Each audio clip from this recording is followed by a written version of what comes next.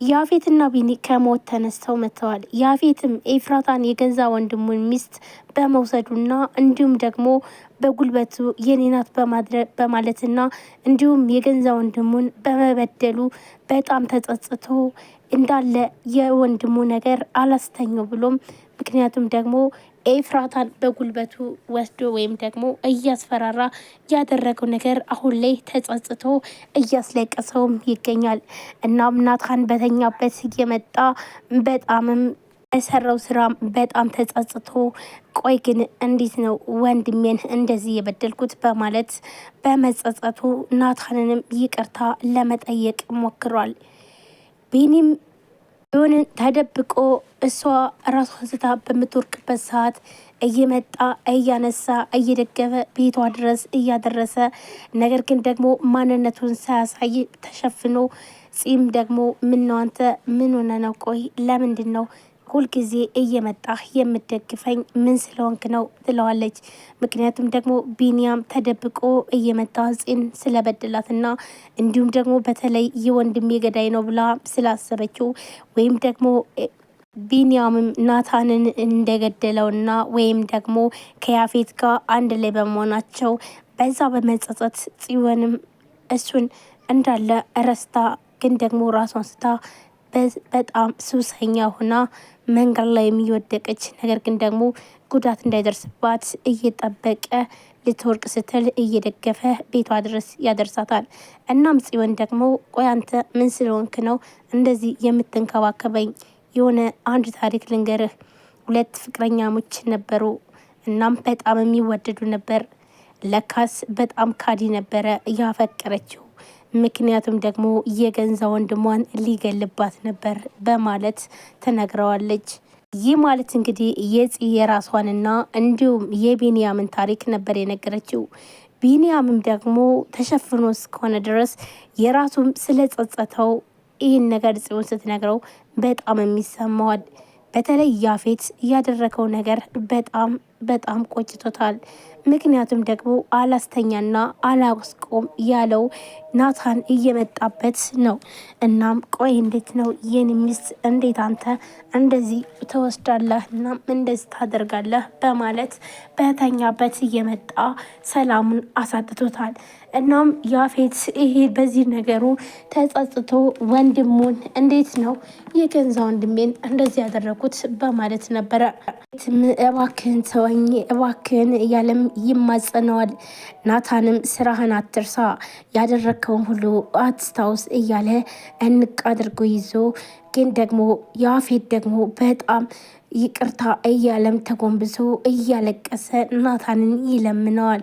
ይህ ማለት እንግዲህ በተኛበት እየመጣበት ነው። ኤፍራታም አሁን ላይ ከናታን ጋር ለመኖር ወስናለች። ናታንም ግን ደግሞ እዛ ቤት ተመልሰን እንኑር ይላታል። ኤፍራታም ደግሞ እዛ ቤት በፍጹም አልሄድም፣ ምክንያቱም ደግሞ እዛ ቤት በጣም ብዙ ትዝታዎች አሉ ብላም ትለዋለች። ናታንም እባክሽን የኔ ጨረቃ በየትም ቦታ ትዝታዎች አሉ፣ እናም አብረን እንሆን ብሎም ይለምናታል። በፍጹም እዛ ቤት አልኖርም በማለት ኤፍራታም ትመልስልታለች። እናም ደግሞ ቀስ ብለው እንደሚያስቡና ሌላ አማራጭ ካለ አብረው እንደሚኖሩም ወስነዋል።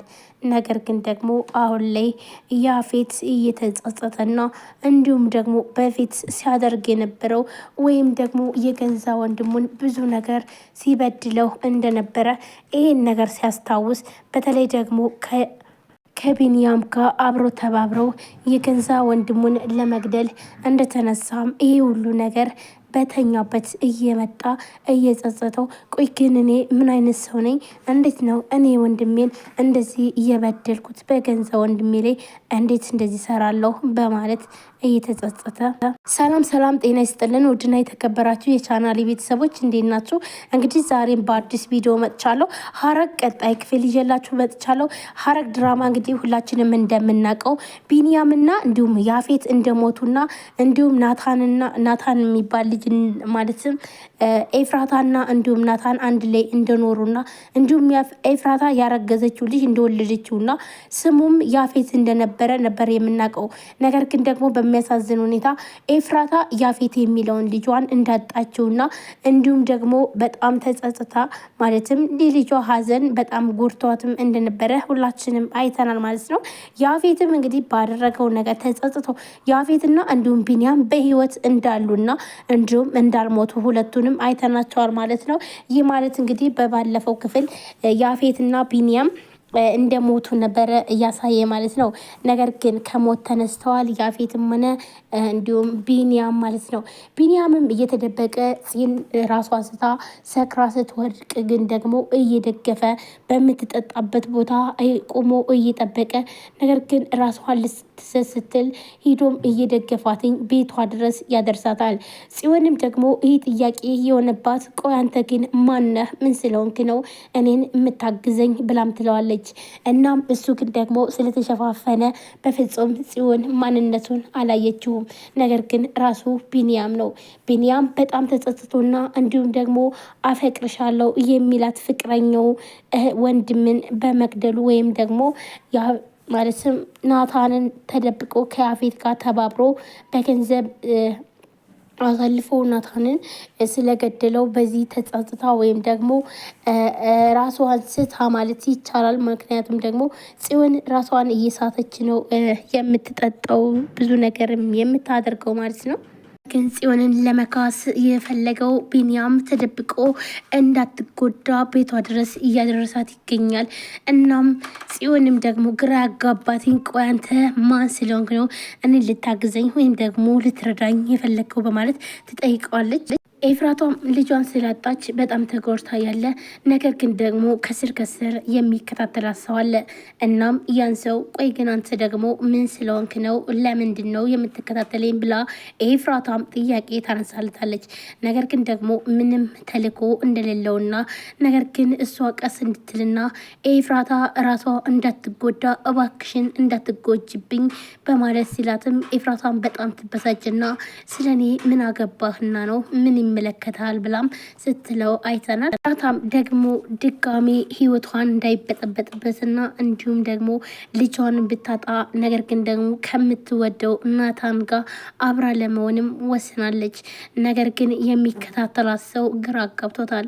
ቆይ ግን ማን ሊሆን ይችላል? እንዴትስ ሊከታተለኝ ይችላል? በማለት ይህንን ደግሞ ጥንቃቄ ማድረግ አለብኝ ብላም ራሷን ታሳምናለች። ምክንያቱም ደግሞ በዙሪያዋ በጣም ብዙ ችግር እንደሚደርስባት ስለምታውቅ አሁን ላይ ደግሞ ቦታ ማሰጠው ለፍቅሬ ደግሞ በጣም ብዙ ዋጋ ከፍዬም አሁንም ቢሆን ያ ነገር እንዳይከሰትብኝ ስለዚህ ጠንቀቅ ማለት አለብኝ በማለት ኤፍራታም ራሷን አሳምናለች።